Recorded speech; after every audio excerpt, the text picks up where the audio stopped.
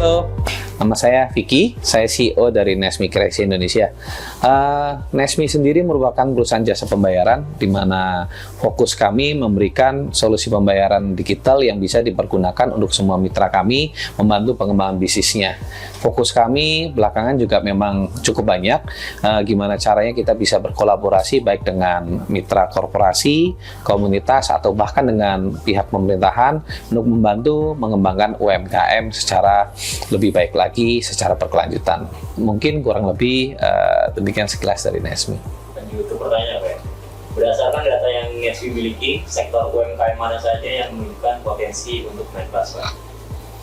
Oke, sebenarnya kalau bicara potensi untuk naik kelas sendiri kan definisinya di mana UMKM itu kalau menurut definisi dari saya ya, dia memiliki taraf hidup atau tingkat usaha yang relatif lebih baik, ya kan?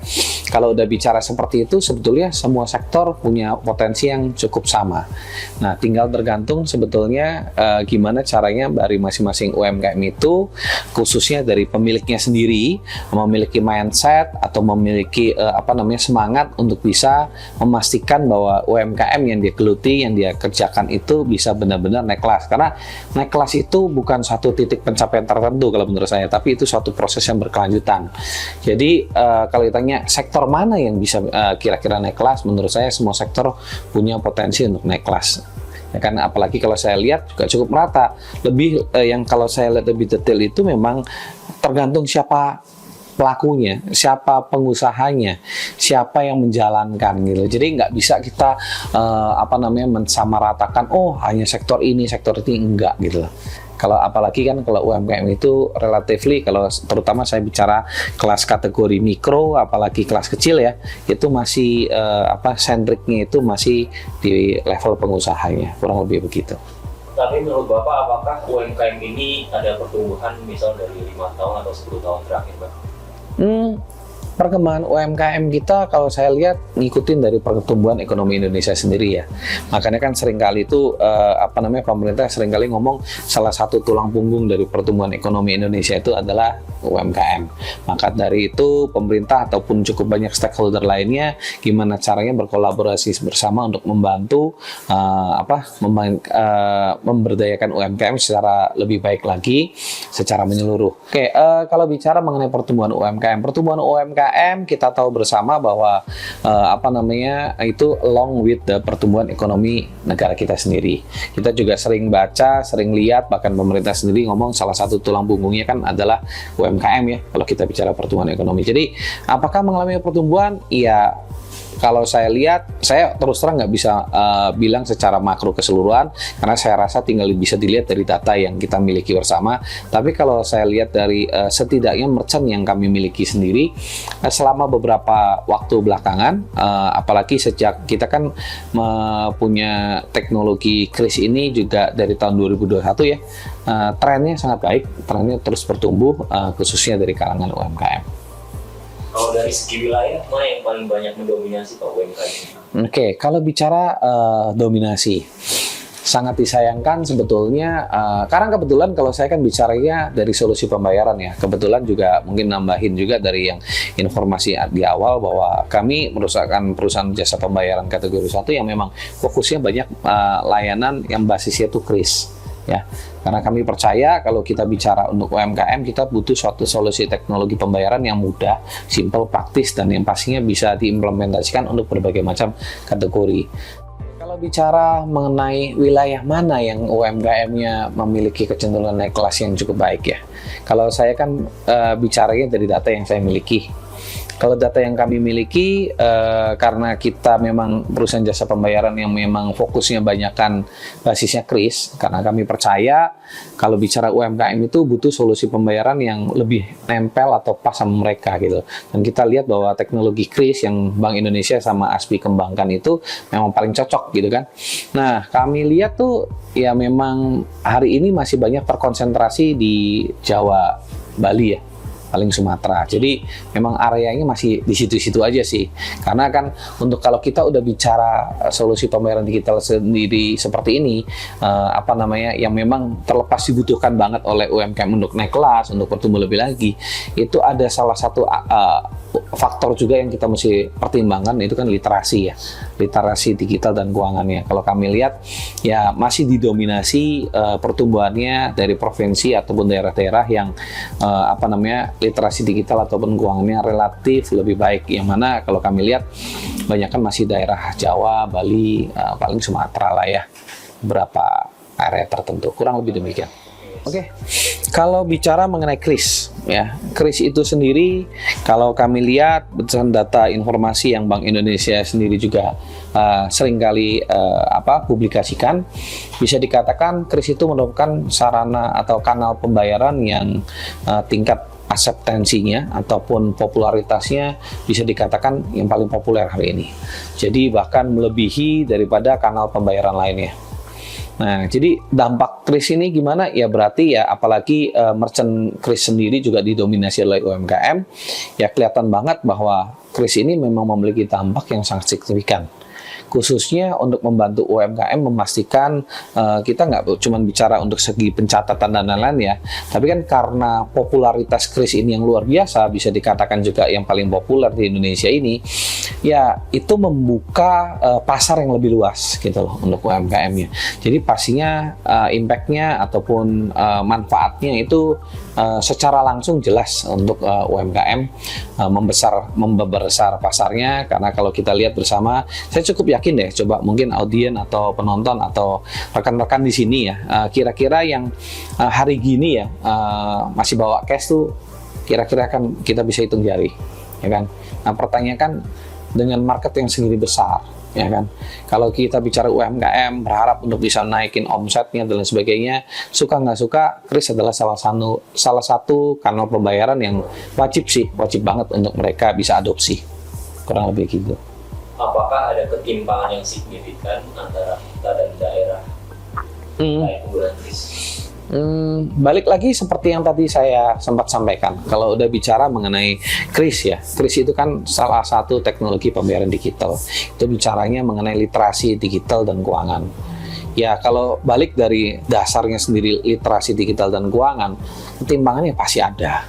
Kalau kami lihat memang kalau di kota besar sama kota kecil itu udah jelas banget, ya kan. Apalagi kalau kami lihat, ya kan,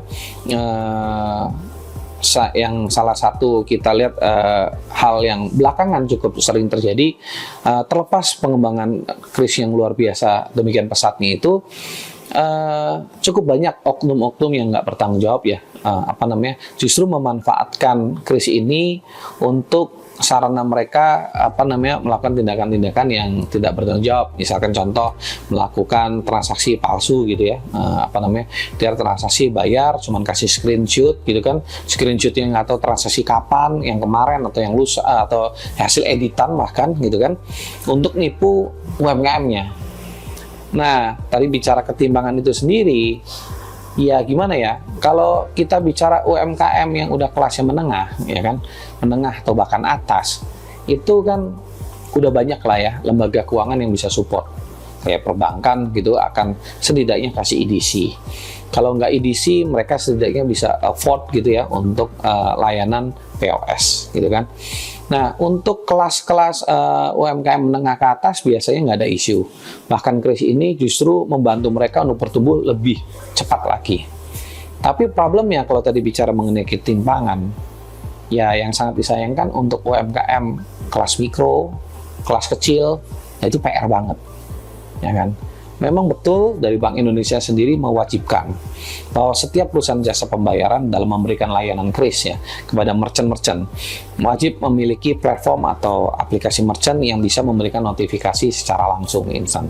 Tapi kalau kita bicara udah UMKM kelas mikro dan kecil, itu resources mereka kan terbatas, staff terbatas, rata-rata kan kalau nggak one man show, kalau nggak one woman show, ya kan.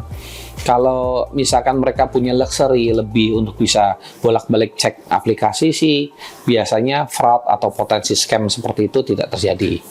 Tapi gimana halnya dengan misalkan contoh pedagang yang transaksinya cukup sering gitu ya, cukup sering. Terus karena dia sendirian, dia mesti ngelayanin pelanggan, terima pembayaran, nyiapkan produk layanannya dan lain sebagainya. Itu potensi-potensi pedagang yang sangat disayangkan sering kena tipu gitu loh. Nah, itu kalau saya lihat sendiri dari data yang kami lihat, kalau di daerah-daerah ini apalagi lebih memprihatinkan. Bahkan yang saya alami sendiri beberapa waktu yang lalu, saya lihat itu di daerah-daerah UMKM, terutama kelas mikro sampai kecil itu sampai kapok pakai kris. Padahal kan sangat disayangkan. Apabila misalkan daerah mereka dikunjungi oleh tamu dari kota-kota besar yang jelas kita ketahui bersama sekarang udah makin jarang bawa cash, ujungnya apa? Nggak bisa belanja kan, nggak bisa beli. Jadi kan omsetnya mereka jadi nggak optimal. Jadi kan telur sama ayam. Nah, solusi apa atau gimana itu kan jelas kris itu jelas merupakan solusi pembayaran yang paling cocok, paling praktis untuk diimplementasikan untuk UMKM berbagai macam kalangan, berbagai kelas lah ya. Untuk berbagai kelas tuh mereka cocok. Cuma kan pertanyaannya pada saat dipakai itu ternyata ya dibutuhkan juga literasi yang cukup, ya kan? Nah, yang sangat disayangkan kalau kelas mikro dan kecil itu yang nggak punya luxury untuk bisa afford, misalkan contoh perangkat untuk bisa selevel EDC lah, atau suruh langganan POS, saya nggak yakin sih mereka akan sanggup untuk bisa afford hal-hal seperti itu. Luas akses digitalisasi ke UMKM di daerah terpencil. Gini, kayaknya kalau pertanyaan seperti itu lebih tepat ditanyakan ke pemerintah, karena kan kita bukan lembaga sosial ya. Tapi yang pasti kita dalam setiap pengembangan bisnis kami, karena memang juga fokus kami dari awal, sejak saya sampaikan di awal adalah UMKM, pastinya nggak terlepas dalam setiap kali kita pengembangan bisnis masuk ke satu daerah tertentu, literasi digital ataupun literasi keuangan itu merupakan salah satu SOP dari kami sih. Jadi ya kita sih realistis saja. Kita akan melakukan pengembangan udah pasti, tapi seiring dengan perkembangan usaha yang kami lakukan, seiring dengan kolaborasi ataupun network yang kami juga miliki. Jadi kita yang realistis saja gitu. Tapi pastinya siap kita masuk satu wilayah tertentu untuk masuk ke UMKM-nya, literasi digital ataupun literasi keuangan itu adalah salah satu materi pokok yang paling utama yang selalu kita tekankan sih, kurang lebih demikian. Tapi menurut Bapak peluangnya gimana? Apakah memungkinkan? Memungkinkan untuk digitalisasi di daerah terpencil? Gini, kita mesti lihat dulu secara esensialnya dulu ya. Digitalisasi itu apa? Gitu. Digitalisasi itu bukan kunci semuanya loh. Apakah akan membantu untuk satu UMKM bisa berkembang lebih jauh? Jelas. Tapi apakah itu adalah merupakan jawaban dari segalanya? Saya bisa langsung jawab enggak. Karena untuk kalau kita bicara pengembangan UMKM agar bisa naik kelas dan sebagainya, nggak harus selalu jawabannya itu digitalisasi. Digitalisasi adalah salah satu tool, ya kan, yang pasti akan sangat membantu, tapi tidak merupakan jawaban untuk semua. Apalagi kalau bicara daerah terpencil. Sebelum bicara digitalisasi, di daerahnya ada internet nggak? Ya kan? Terlepas kita lihat bahwa upaya pemerintah sangat luar biasa untuk memeratakan akses internet hampir sampai ke seluruh daerah terpencil, tapi nggak semua loh. Karena kebetulan kami juga selain fokus ke UMKM, dulu di awal-awal waktu kami lagi menjalankan layanan jasa pembayaran kami, kita juga sudah pernah melakukan itu. Kita masuk ke desa-desa, bantu digitalisasi desa, nampaknya ya memang nggak semua membutuhkan. Nah, jadi kan pertanyaannya kalau nggak ada kebutuhan seperti itu, ya kita kan saya rasa cuma buang-buang resources saja kan. Jadi memungkinkan nggak? Iya, mungkinnya dalam konteks apa? Kebutuhannya seperti apa? Jadi yang harus dijawab dulu adalah apakah di daerah terpencil tersebut butuh digitalisasi? Ya kan? Kalau sekedar naik kelas, nggak selalu harus bentuknya digitalisasi, karena digitalisasi juga luas, gitu.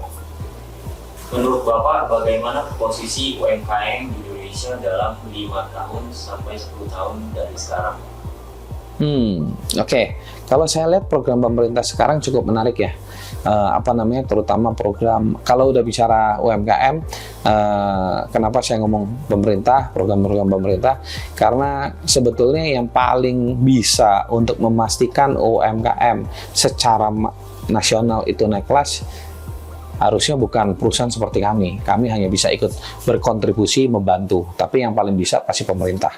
Jadi kalau tadi pertanyaannya 5-10 tahun ke depan kira-kira gimana, ya akan balik kepada program-program pemerintah. Misalkan contoh program makan gratis yang saat ini menjadi salah satu program utama pemerintah.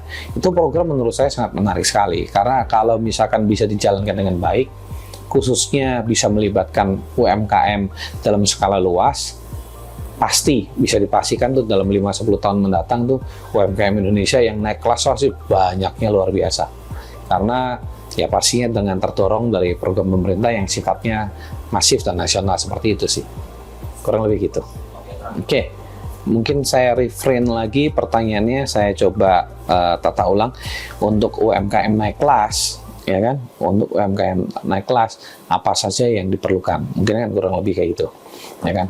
Jadi saya nggak taruh digitalnya itu yang nomor 1 gitu loh, tapi yang pertanyaan lebih kuncinya kan adalah gimana UMKM-nya itu naik kelas. Terlepas pastinya UMKM untuk bisa naik kelas dalam skala masif ya akan banyak membutuhkan program dukungan dari stakeholder khusus yang pemerintah. Tapi saya rasa sebelum kita bicara menantikan dukungan pemerintah atau mengharapkan support dari pihak-pihak lain, nomor 1 UMKM itu sendiri. Seberapa mau UMKM itu, khususnya pemiliknya atau pelakunya, pengusahanya, itu benar-benar mau naik kelas. Karena terlepas pemerintah, saya rasa mau usahain sedemikian rupa apapun juga, dari pihak NESMI juga mau bantu juga sedemikian rupa, ya kan. Dari yang saya sudah jalanin beberapa waktu belakangan ini, kita lihat akan balik kepada pemiliknya atau si pengusaha UMKM itu sendiri, gitu loh. Seberapa mau dia mau naik kelas, seberapa effortnya dia, seberapa open mind-nya dia untuk benar-benar mengembangkan UMKM-nya hingga naik kelas. Karena bila mana pengusaha atau pelaku si pengusaha UMKM ini benar-benar mau naik kelas, digitalisasi itu pasti salah satu dari sarana yang wajib mereka bisa embrace, yang wajib mereka bisa pelajari, yang wajib mereka bisa adopsi dengan baik. Gitu. Jadi jangan kebalik, nomor 1 benar nggak UMKM yang mau naik kelas? Karena kalau udah mau naik kelas, nomor 1 bicaranya itu mindsetnya dulu. Dia beneran nggak mau naik kelas, beneran nggak mau jadi pengusaha UMKM yang sukses tumbuh berkelanjutan. Kalau benar demikian, udah pasti namanya solusi untuk digitalisasi ataupun penggunaan atau adopsi teknologi digital, khususnya kalau dari kami itu adalah teknologi pembayaran digital, pastinya itu adalah salah satu bagian yang wajib untuk UMKM itu bisa adopsi dengan baik. Kita sendiri tadi mungkin saya sempat skip dikit ya, bicara tadi masalah gitu kan untuk UMKM. Nah, dari kami sendiri, kita NESMI Kreasi Indonesia, karena memang fokus kami adalah gimana caranya memberikan layanan terbaik untuk UMKM, kita inovasinya nggak cukup berhenti hanya memanfaatkan kris dalam berbagai macam vertical solution, ya kan. Kita khususnya untuk UMKM, kita juga ada menyediakan solusi kris soundbox, gitu loh, perangkat untuk memudahkan UMKM, ya kan, mau dia gaptek, mau dia misalkan kurang paham teknologi atau gimana, perangkat ini memungkinkan untuk setiap UMKM bisa melakukan atau menerima pembayaran kris dengan mudah tanpa terlalu ribet, nggak usah bolak-balik ribet cek aplikasi, karena dari perangkatnya itu secara instan, secara seketika dia bisa memberikan notifikasi bahwa transaksi itu sudah sukses atau belum, baik melalui suara dan juga tampilan nominal. Jadi ya harapannya kurang lebih seperti itu.